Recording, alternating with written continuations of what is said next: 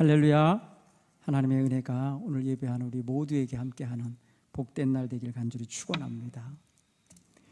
오늘 성경 본문의 말씀을 보면은 예수님이 예루살렘에 입성하시기 하루 전날, 바로 전날, 그날에 예수님께서 한 가정에서 그를 위하여 베푼 잔치에 참여하셨다고 성경은 말합니다.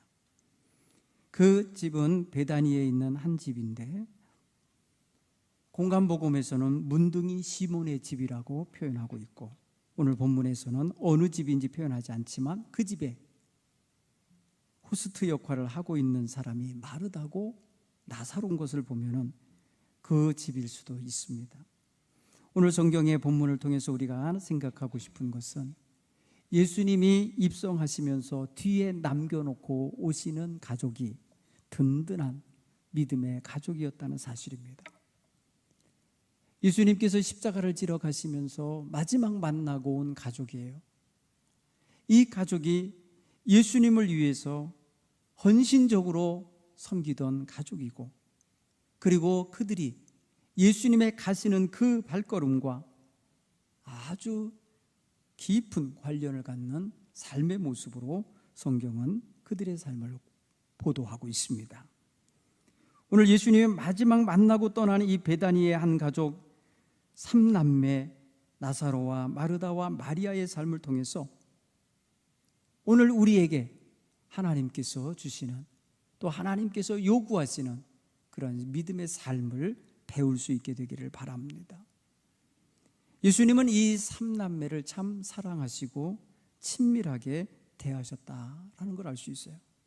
성경은 예수님께서 그를 참으로 애지중지하시는 그런 모습을 가졌었어요. 사람들은 이렇게 표현한 적이 있어요. 이에 유대인들이 말하되 보라, 그를 얼마나 사랑하셨는가, 얼마나 사랑하셨는가 라고 이렇게 표현할 만큼 예수님의 사랑이 묻어났던 그런 특별한 가족이었던 걸 알 수 있습니다. 그런데 이 가족 중에 하나인 오빠요, 오라버니가 되는 나사로가 죽게 되었을 때가 있었어요. 그게 아마도 이 6월절 행사 전이었던 것 같습니다. 그래서 마르다는 마리아와 함께 오빠를 살리기 위해서 예수님을 급히 모시려고 소식을 전했었어요. 그때 소식을 전할 때 무슨 표현을 썼냐? 주여 보시옵소서, 주님이 사랑하시는 자가 병들었나이다. 여기 나사로의 병듦을 주님이 사랑하는 자가 병들었습니다, 이렇게 표현했어요. 우리 오빠가 병들었어요 라고 표현하지 않고 주님이 사랑하는 자가 병들었나이다, 주님 속히 오셔서 고쳐주세요, 이런 소식을 전한 거예요. 성경 11장 5절에는 예수께서 본래 마르다와 그 동생과 나사로를 사랑하시더니, 이렇게 성경은 또 표현해요. 여기 본문에 보면은 요한복음 11장에서만 예수님께서 이 3남매를 사랑한다라고 하는 것을 직간접적으로 이렇게 3번이나 표현했거든요. 여러분, 예수님이 사랑하시는 가족, 인간적으로도 굉장히 귀한 가정이지만은 영적인 의미에서도 이 가족은 상당히 우리에게 모델이 되는 가정이라는 걸 알 수 있습니다. 그들 3남매가 살아가는 가정에는 부모님이 안 계셔요. 일찍 돌아가신 것 같아요.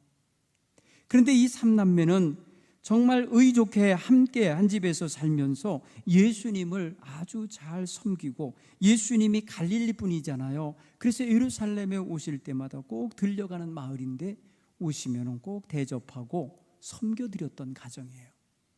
그래서 예수님도 이 가정을 특별히 사랑하시고 출입하셨던 것으로 우리는 성경을 통해 느낄 수가 있어요. 그런데 오늘 본문의 말씀은 이제 예수님이 마지막 이 마을을 지나가시는 거예요. 마지막 지나가시는데 예루살렘 성전에 입성하시기 바로 전날 예수님을 위해서 그곳에서 잔치를 베풀었다. 오늘 성경 2절에 거기서 예수를 위하여 잔치할세, 예수님을 위한 특별 잔치가 진행되게 됐는데 거기 이 3남매가 등장합니다. 마르다는 일을 하고, 마르다는 여성이잖아요. 잔치 자리에서 일한다면 무슨 일을 하겠어요? 주방에 들어가서 음식을 만들고 서빙을 하고 그곳에 모여있는 잔치상에 음식을 제공하며 섬기는 일을 하지 않았겠습니까? 섬김의 사람으로 등장해요. 두 번째, 나사로가 있는 곳이라. 나사로는 그곳에서 예수와 함께 앉은 자 중에 있더라. 마치 호스트처럼 손님을 접대하는 위치에서 함께 앉아서 예수님과 함께 대화하는 위치에 있다는 거예요. 그리고 세 번째 식구인 마리아는 지극히 비싼 향유 순전한 나드 한 근을 가져다가 예수의 발에 붓고 자기 머리털로 그 발을 닦으니 향유 냄새가 그 집에 가득하더라. 성경은 이렇게 삼남매의 활동 모습을 보여줍니다. 여기 예수님, 마르다, 나사로 그리고 마리아가 등장하죠. 여러분, 이 장면을 보면은 정말 따뜻한 잔치자리의 한 장면으로 보일 수 있지 않아요. 굉장히 귀한 모습인 게 사실입니다. 예수님은 이들을 정말 사랑하셔서 저들 마음을 늘 읽어주시고 어루만져 주셨음을 알 수가 있습니다. 그것은 나사로가 죽었을 때에 예수님이 찾아오셔서 그들을 위로하시며 울어주십니다. 여러분, 성경에 보면 예수님이 눈물을 흘리시는 장면이 그렇게 흔치 않아요. 그런데 이 가정을 위해서 이 가정의 식구들이 많이 우는 것을 보면서 비통히 여기시고 눈물을 흘리시는 장면이 나와요. 사랑하는 성도 여러분, 예수님이 비통히 여기시며 불쌍히 여기시며 그를 위하여 울어주시는, 눈물을 흘리고 계신 가족이면 친밀하고 가깝고 그렇게 사랑스러운 가족이었음을 우리가 알 수 있잖아요. 여러분, 우리 모두의 가정이 예수님 앞에 이렇게 특별한 가정들이 되기를 간절히 바랍니다. 예수님이 여러분의 가정을 이렇게 특별하게 품어주시고 울어주시고 곁에 오셔서 어루만져 주시는 이런 가정이 되기 바라요. 특별히 개개인의 여러분 다 특징이 있는데 이 캐릭터가 정말 소중한 믿음의 캐릭터라는 걸 알 수 있어요. 첫째, 나사로를 한번 주목해 보십시오. 나사로는 죽었다가 다시 살아난 사람. 그래서 사람들이 저 사람은 죽었다 다시 살아난 사람이래. 저 사람을 죽음에서 살린 사람은 예수님이래. 그래서 예수님과 나사로를 함께 묶어서 증거하기 시작했어요. 그러니까 나사로의 소문이 퍼지는 곳에 같이 동시에 예수님의 이름이 퍼지는 거예요.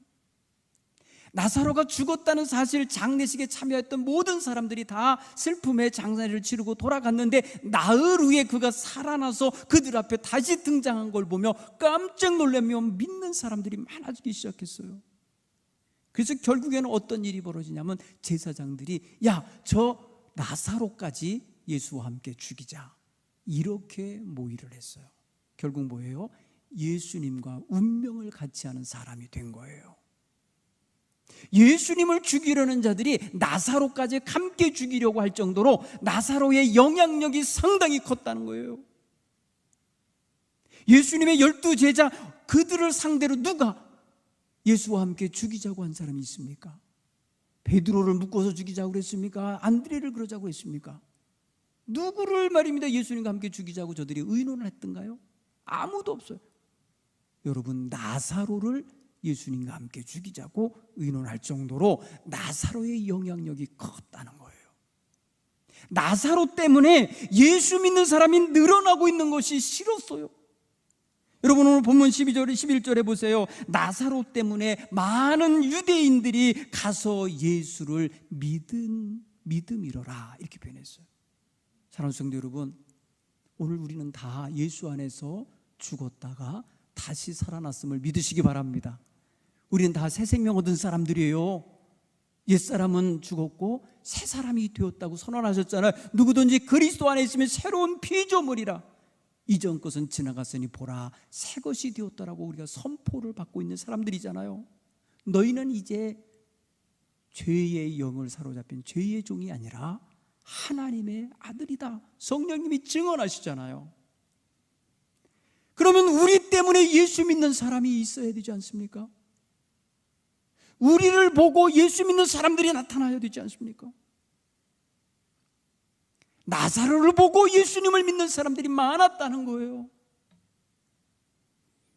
여러분, 오늘 우리가 정말 우리의 삶을 통해서 거듭난 삶, 이전 모습은 죽고 새 사람 되어서 거듭난 새 사람의 모습을 보고 우리의 친척들이 예수를 믿고 우리의 친구들이 예수를 믿고 우리의 직장 동료들이 예수 믿는 역사가 나타나기를 사모하시기 바랍니다.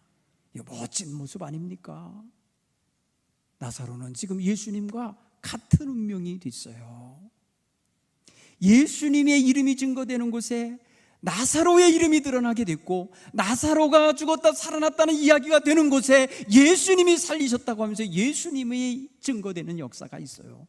여기서 나사로는 바로 예수 복음 전파되는 곳에 마중물이 되고 있다는 것입니다. 멋있는 인생인 거예요. 두 번째, 큰 여동생 마르다입니다. 마르다, 이 여인 굉장히 열정적인 여인이에요. 보니까 열심히 말입니다. 등장하는 곳마다 보면은 허들의 일도 마다하지 않고 섬기는 자리에 가 있는 여인이에요. 봉사하는 자세를 갖고 그는 기꺼이 나아가서 다른 사람들을 위하여 서비스하는 일을 힘써 행하는 여인의 위치에 있다는 걸 알 수 있습니다. 사랑하는 성도 여러분, 오늘 우리의 삶 속에 우리를 통하여서 하나님께서 누군가에게 멋진 것을 보여주고 드러내는데 쓰임받을 수만 있으면 좋겠어요. 여러분, 어떻게 보면 이 여인은 활동파 여인이에요. 육신을 가지고 활동하는 여인이에요. 예수님이 지나가실 때에도 여러분 자기 집으로 기꺼이 초대하여서 예수님 우리 집에 들려서 쉬고 가세요. 제가 먹을 거 접대하겠습니다 하면서 예수님을 자기 집으로 기꺼이 영접해 드린 여인이 바로 마르다예요. 이 여인은 그러니까요, 일을 무서워하지 않는 여자예요. 열심히 섬기는 걸 기꺼이 하고 있는 여자예요. 오늘 본문에서도 잔치가 벌어져 있는데 잔치 벌어져 있는 자리에서 마르다는 일하는 자리에 가 있어요. 일을 하고 있어요. 잔치집 일을 하고 있어요. 그게 자기 집이 됐든지 남의 집이 됐든지 일을 한다고 하는 것은 섬기는 일을 하고 있는 거예요. 멋있는 일을 하고 있죠. 이 여인이 그냥 믿음 없이 이렇게 하는 걸까요? 아니더라고요. 이 여인 정말 믿음이 돈독한 여인이에요. 여러분, 예수 자기 오라버니가 죽어갈 때에 속히 예수님 모셔오도록 소식을 전하는 여인이 바로 마르다 아닙니까? 마르다는 열심히 가서 봉사도 하지만은 예수님을 의지하고 있는 가장 귀한 믿음의 마음을 가지고 달려가서 예수님 어서 오십시오. 예수님이 사랑하는 사람이 죽어갑니다. 병들었습니다 하면서 애스타하는 마음을 가진 사람이 바로 그가 아니겠어요? 믿는 거예요. 여러분, 예수님이 오셨을 때 마르다가 뭐라고 말하는 줄 아십니까? 선생님이 여기 계셨으면 저희 오라버니가 죽지 않았을 겁니다. 이 말은 무슨 소리예요? 선생님이 여기 있었으면, 주님이 여기 있었으면 내 오라버니는 죽지 않을 만큼 예수님이 고쳐주실 수 있는 분이었습니다 라고 하는 절대적인 믿음을 갖고 있는 거 아니겠습니까? 게다가 말합니다. 나는 이제라도 주님께서 무엇이든지 하나님께 구하시는 것을 하나님이 주실 줄 아나이다. 11장 22절에 이렇게 말해요. 이 여인은요, 예수님이 기도하면 하나님이 들어주실 거라는 걸 믿고 있어요. 이제라도, 장사 지낸 지 나흘이나 됐는데도 이제라도. 여러분, 예수님에 대한 절대적인 믿음이 있어요. 예수님이 그때 마르다에게 말합니다. 나는 부활이요 생명인데 나를 믿는 자는 죽어도 살겠고 무릇 살아서 믿는 자는 영원히 죽지 아니하리라. 내가 이것을 믿느냐? 믿음을 테스트하셨어요. 그랬더니 뭐라고 대답한 줄 아세요? 27절에 주여 그러하여다. 나는 믿습니다. 부활을 믿습니다. 영생을 믿습니다. 그러면서 고백하는데 기가 막힌 고백을 해요. 주는 그리스도시요 세상에 오시는 하나님의 아들이신 줄을 내가 믿나이다. 요한복음에는요, 사도 베드로가 신앙 고백한 거 아니에요. 사도 베드로가 고백하는 장면 없어요. 그런데 이 여제자 마르다가 신앙 고백을 베드로 수준으로 하고 있는 거예요. 여러분, 이 신앙 고백, 주는 그리스도시요 하나님의 아들이십니다라는 이 고백은 초대교회 신앙의 기초입니다.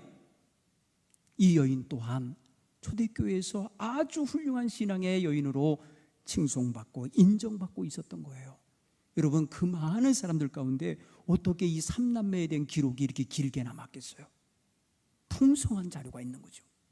이 여인 정말 예수님 앞에 굉장히 귀한 믿음의 고백을 할 줄 아는 여자예요. 믿음의 고백 플러스 열정적인 헌신이 있는 여인이에요. 이 여인은 초대교회의 밑받침이 되는 아주 훌륭한 섬김의 여성이 됐을 거예요. 복음이 전파될 때마다 이 여인은 많이 새롭게 찾아오는 사람들을 다 교회에서 섬기는 일에 적극적으로 참여했을 거예요. 이 여인 또한 복음 전파의 마중물 역할을 하고 있는 거예요. 세 번째 식구 마리아를 보세요. 마리아 이 아이는 정말 예수님이 자기 집에 올 때에 너무너무 좋아서 예수님의 발치에 앉아서 예수님이 하시는 말씀을 꿀꺽꿀꺽 받아 먹으며 아멘하며 먹던 여자예요. 그리고 지금 잔치하는 날 예수님을 위해서 그는 무언가 예감이 있었던 것 같아요. 이게 예수님과 마지막 자리일 거라는 느낌이 들었던 거예요. 그래서 그는 자기에게 있는 가장 소중하게 보관하고 있었던 순전한 나드 한 근, 여러분 그게 300데나리온이래요. 300데나리온이면요 주일날 빼고 매일 나가서 남자가 가서 노동하여 벌어야 할 돈이에요. 오늘날 여러분, 오늘 제가 아침 뉴스를 들어보니까 도배하는 사람들, 그 기술자들 40만 원 번대요, 하루에. 만약에 그걸로 300데나리온 계산하면요 3, 4, 12, 1억 2천만 원짜리예요. 만약에 10만 원씩 번다 그러면 3천만 원짜리예요. 이거를요 단번에 뚜껑 열어서 그냥 예수님 발에 부은 거예요. 헌신한 거예요.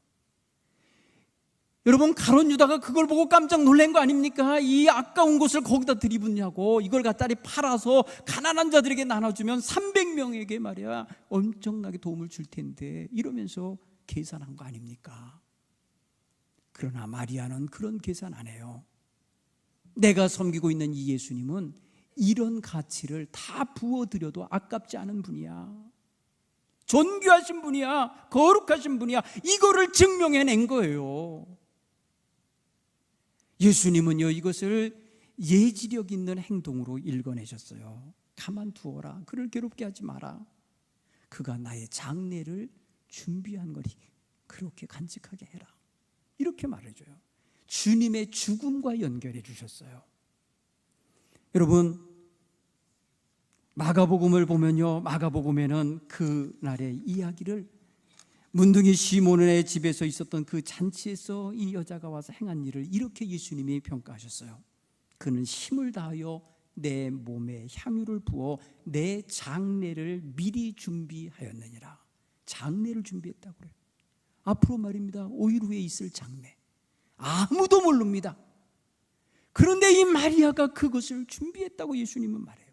그러고 말씀하시기를 마가복음 14장 9절에 온 천하 어디에서든지 복음이 전파되는 곳에는 이 여자가 행한 일도 말하여 그를 기억하리라. 여러분, 이 마리아의 행동도 예수 복음 전파되는 곳에 함께 가는 이야기거리가 됐어요. 복음 전파의 마중물이 또 된 것입니다. 기억하십시오. 오늘 우리는 주님 앞에 어떤 헌신자가 되어야 할까? 주님의 앞에 설 때에 정말 무엇을 내어드려도 아깝지 않으신 그 존귀하신 주님, 나의 주님 앞에 내가 어떤 자세로 헌신할까? 마르다처럼 허들의 일을 할지라도 전혀 마다하지 않고 참여할 수 있는 열정이 내게 있어야 되겠다. 마리아처럼 그 고귀한 순전한 나드향을 단번에 깨어 내어 드릴 만큼 결단력 있는 존귀하신 하나님 예수님 앞에 헌신할 수 있어야 되겠구나. 우리의 믿음의 마음을 우리는 돌아봐야 돼요.